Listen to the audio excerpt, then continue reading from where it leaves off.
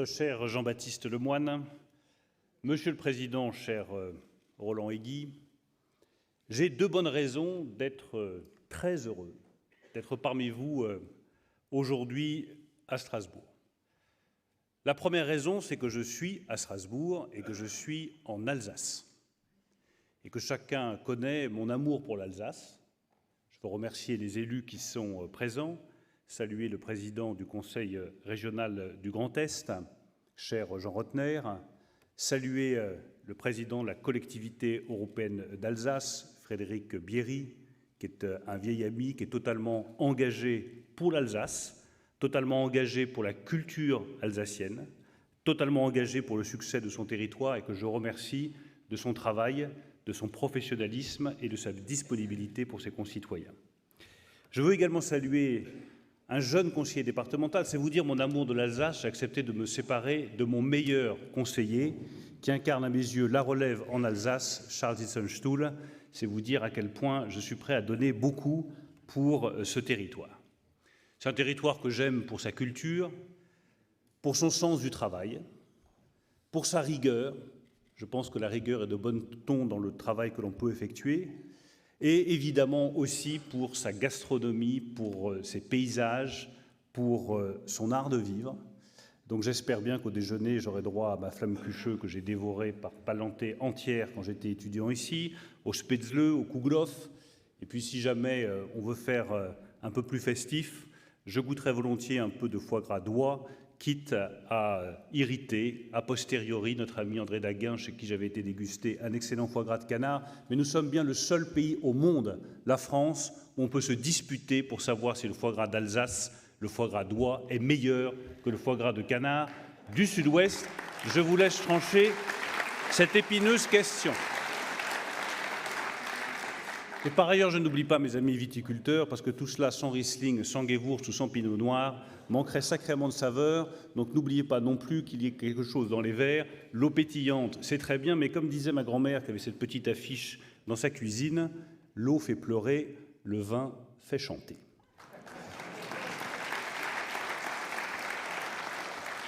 La deuxième raison, c'est que je suis, cher Roland, avec mes amis restaurateurs, mes amis hôteliers. Et je voudrais vous dire un immense bravo. Bravo pour la manière dont vous avez tenu le choc pendant cette crise. Bravo pour la manière dont vous êtes tenus debout alors que vos établissements étaient à terre. Bravo pour la solidarité dont vous avez fait preuve, tu l'as rappelé, cher Roland, pour les personnels hospitaliers, pour les routiers. Vous avez laissé vos établissements ouverts alors qu'ils auraient dû rester fermés uniquement pour permettre à ceux qui ont sauvé notre vie quotidienne de se nourrir correctement et de se loger correctement. Bravo pour votre capacité d'adaptation, même si elle m'a coûté très cher parce que le click and collect, mes enfants ont adoré et ça m'a coûté une fortune. Mais enfin quand même, quel sens de l'adaptation que d'avoir mis sur pied de nouvelles façons de se restaurer pendant la crise alors que vos établissements étaient fermés. Bravo pour votre force de caractère. Vous êtes un métier de tempérament et moi, j'aime les hommes et les femmes de tempérament et je tiens à saluer le tempérament dont vous avez fait preuve. Je tiens à saluer votre solidarité. Vous n'êtes pas uniquement une part de l'économie française, vous êtes la France tout court. Alors du coup, grâce à cet engagement, vous voilà maintenant prêt à redémarrer. Et je suis heureux de voir que l'activité redémarre, qu'elle redémarre très fort dans la restauration, fort également de l'hôtellerie, même si j'ai conscience aussi, j'y reviendrai, que dans certains territoires, dans certaines villes, dans certaines métropoles, le retour des touristes étrangers se fait attendre. Le Parlement européen ici à Strasbourg, il a été fermé pendant des mois et je sais que pour les hôteliers de Strasbourg, ça reste très compliqué. Je suis là aussi pour voir les difficultés en face. Mais vous vous êtes tenus debout. Et c'est pour cela que vous êtes prêts à redémarrer. Vous n'avez jamais laissé tomber. Et l'État non plus, reconnaissons-le, même si je ne suis pas là pour vous tresser des lauriers avec Jean-Baptiste Lemoyne, mais l'État ne vous a pas laissé tomber non plus. L'État a été présent. Il a fait ce qu'il avait à faire. Il vous a protégé. Il a protégé non seulement un secteur économique qui représente 1 million d'emplois, parce que vous représentez 1 million d'emplois, 300 000 entreprises. Mais il a protégé bien davantage que cela. Parce que les emplois, à la rigueur, on les retrouve. Les entreprises, elles peuvent se recréer. Mais ce que nous avons protégé, qui est plus précieux que tout, c'est un savoir-faire exceptionnel. Ce que nous avons protégé, c'est une culture. Ce que nous avons protégé et défendu, c'est un art de vivre. Et donc, s'il y a bien un motif de fierté pour nous, pour Jean-Baptiste et pour moi, pour le gouvernement, et je pense pour le président de la République, c'est que le quoi qu'il en coûte était une décision justifiée, efficace, et si c'était à refaire, je referais exactement la même chose. Et à tous ceux qui nous expliquent que nous avons cramé la caisse, nous avons au contraire évité que disparaissent des établissements, des savoir-faire et une culture qui sont plus précieux que tout. Si c'était à refaire, nous le referions.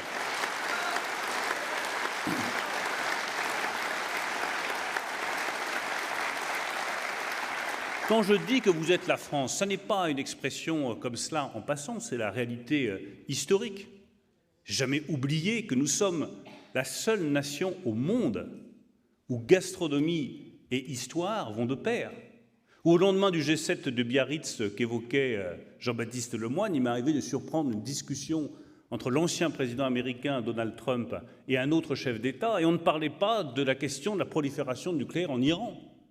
On ne parlait pas du problème de la déstabilisation mondiale, on ne parlait pas du problème de la menace russe. On parlait du menu de la veille au soir pour vanter la gastronomie française. Eh bien, il n'y a qu'en France que c'est comme ça. Et je n'oublie jamais non plus, comme ministre des Finances, qu'un de mes très anciens prédécesseurs, Nicolas Fouquet, surintendant des finances du roi Louis XIV, a perdu son poste et a perdu sa vie à cause de vous, à cause des restaurateurs, à cause de François Vatel qui avait servi un menu beaucoup trop somptueux, qui avait rendu le roi fou de jalousie, si bien qu'il s'était débarrassé de Nicolas Fouquet et que, je le rappelle, François Vatel s'était donné la mort ensuite. Alors s'il vous plaît, travaillons mieux ensemble, plus humblement, plus modestement, mais avec tout autant d'efficacité au service de la gastronomie française.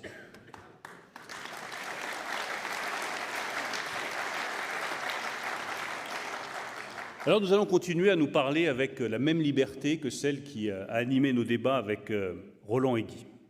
Et je tiens à vous dire, dans un temps où parfois il est de bon ton de critiquer les corps intermédiaires, que Roland a été et est un grand président de l'UMI, qu'il a toujours été là pour répondre à nos interrogations, qu'il a permis de canaliser vos colères, vos interrogations, vos inquiétudes qui étaient parfaitement légitimes. Mais vous comprenez, si on est dans un monde où à chaque fois qu'un ministre se déplace, il n'a comme interlocuteur qu'un seul patron de restaurant, un seul patron d'hôtel, un seul patron de bar, un seul patron de discothèque, quand voulez-vous qu'il se fasse une idée juste de la situation de la nation tout entière? Pour avoir une idée juste de la nation tout entière, nous avons besoin de corps intermédiaires, nous avons besoin de représentants crédibles et efficaces. Eh bien, je peux vous dire que Roland et Guy, que son vice-président également, vous avez été des interlocuteurs fiables, honnêtes, déterminés et courageux, et que nous vous en remercions.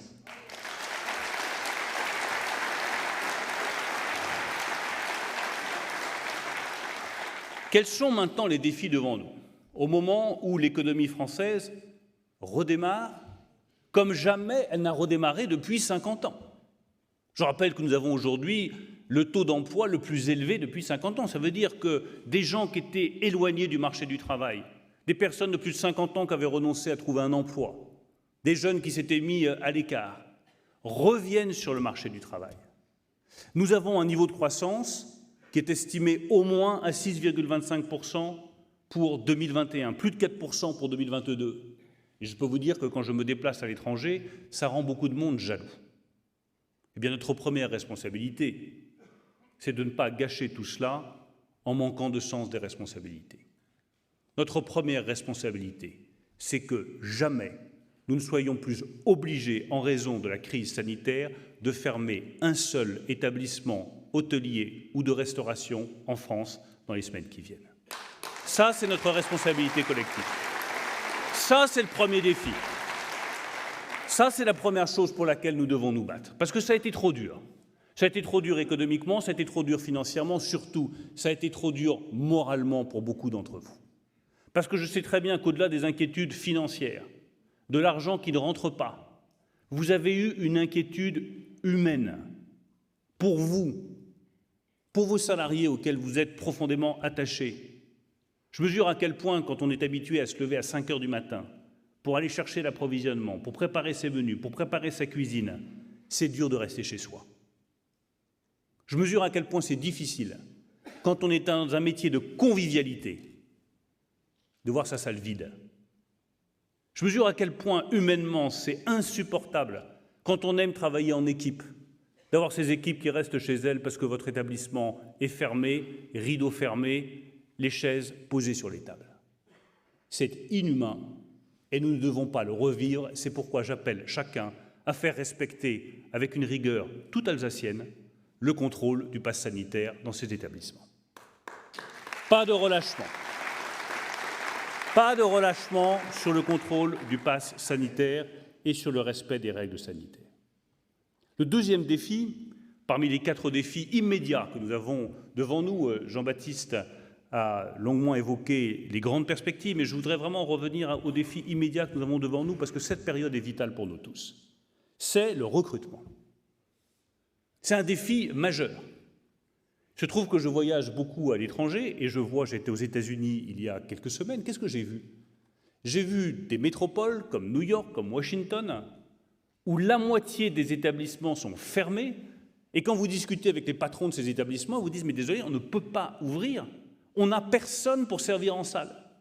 Impossible de trouver du personnel de salle, impossible de recruter.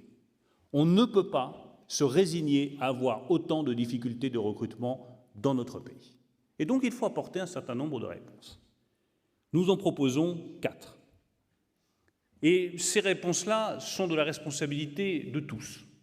Comme toujours, les succès sont collectifs, les échecs sont individuels. Nous y arriverons si nous sommes capables de nous serrer les coudes et d'avoir une stratégie commune sur cette question du recrutement. Nous, notre responsabilité, celle de l'État, celle des pouvoirs publics, nous l'avons assumée avec le président de la République. C'est de dire qu'en période de reprise, alors qu'il y a autant d'emplois non pourvus, il faut faire respecter les règles de l'assurance chômage. L'assurance chômage, ce n'est pas une rémunération, c'est une protection. Et donc nous ferons respecter ces règles. Si on vous offre des offres d'emploi raisonnables, correctement rémunérées, qui correspondent à votre qualification, à votre formation, libre à vous de les refuser, mais libre à nous, dans ce cas, de ne pas vous accorder d'indemnisation du chômage.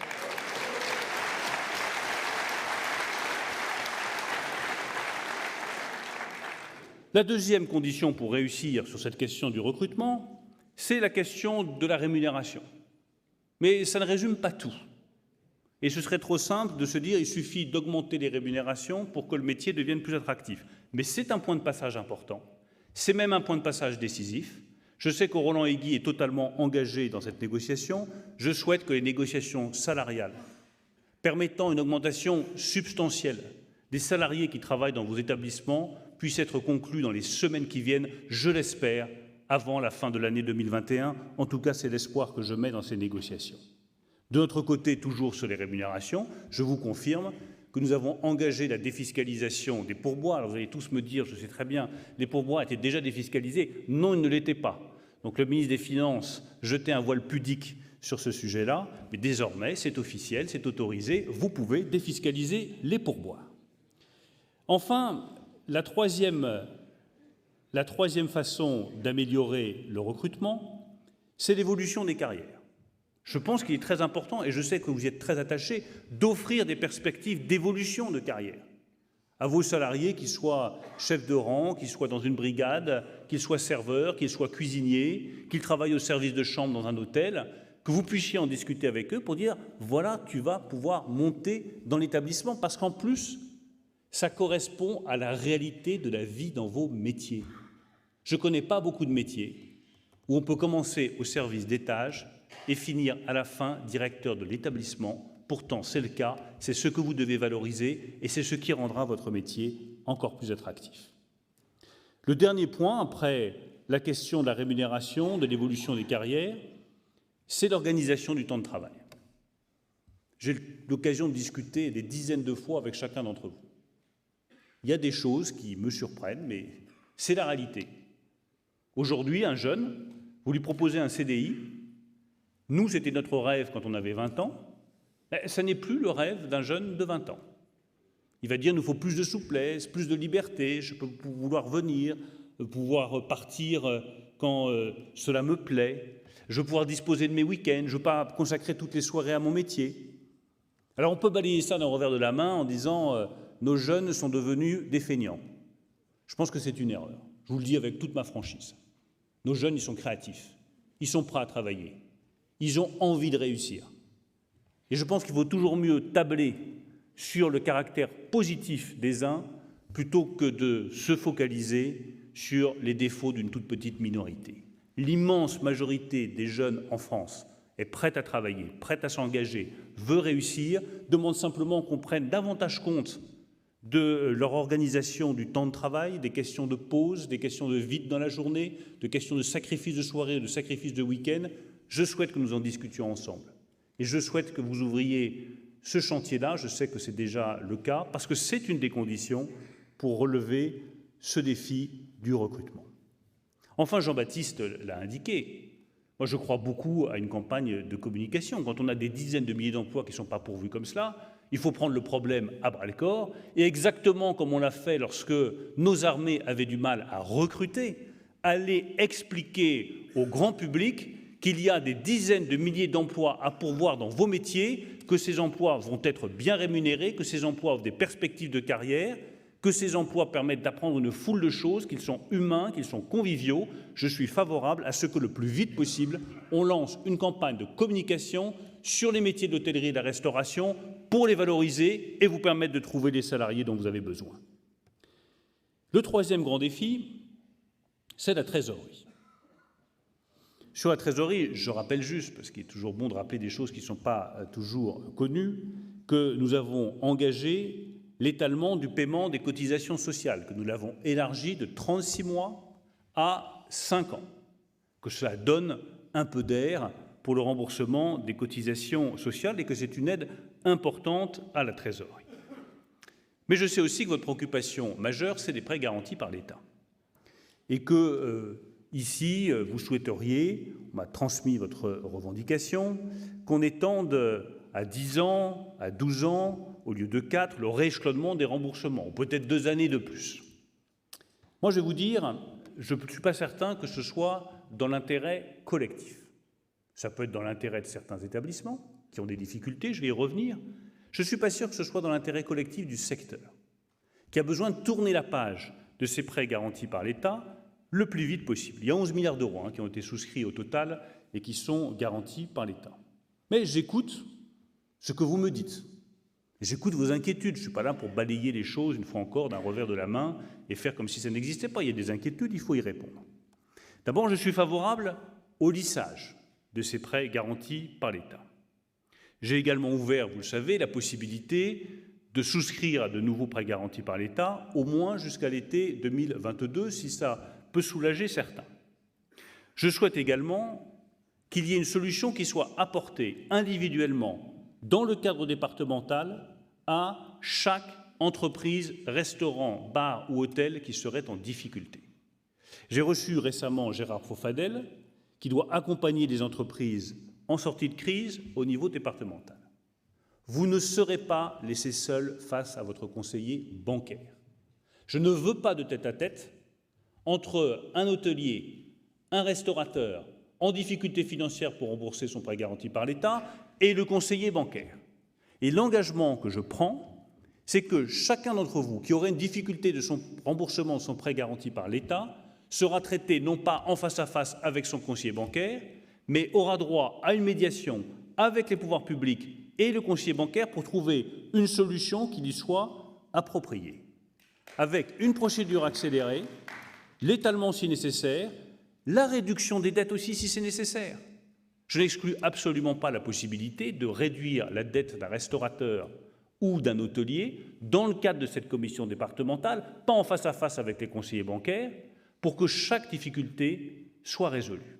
Et je prends cet engagement qu'aucun d'entre vous ne sera laissé seul dans ces difficultés. et qu'aucun d'entre vous ne sera laissé seul face à son conseiller bancaire.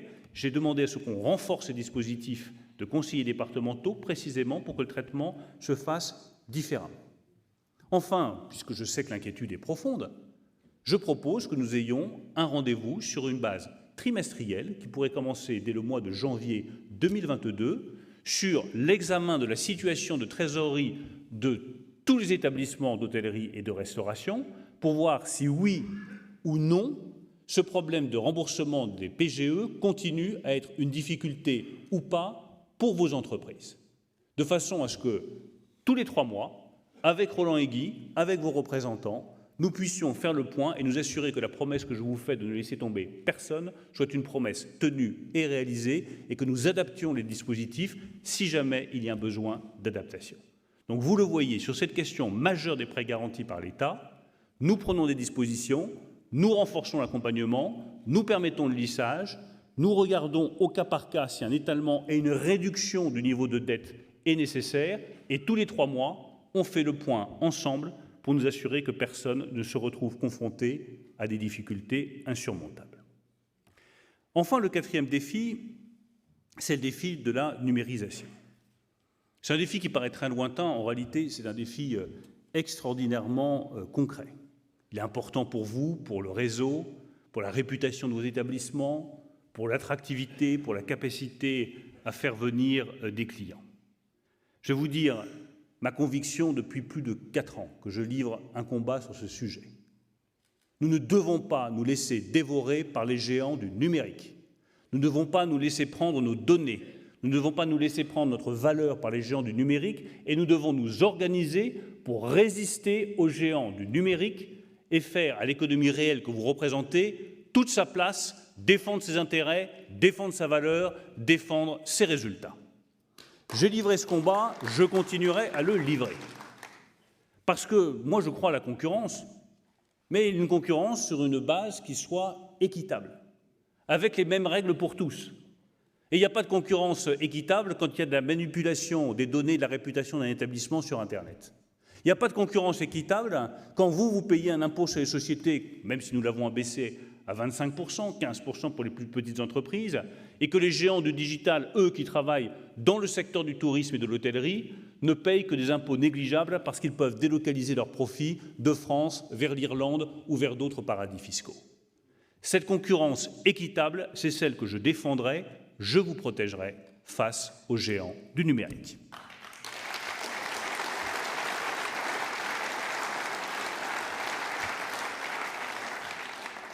Voilà les 4 défis dont je voulais vous parler aujourd'hui.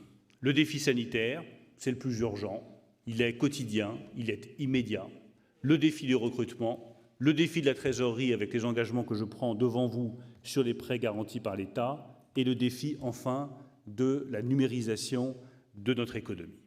Plus globalement, je veux vous dire à quel point je suis convaincu que l'économie française est sur de bons rails. De quoi qu'il en coûte à marcher.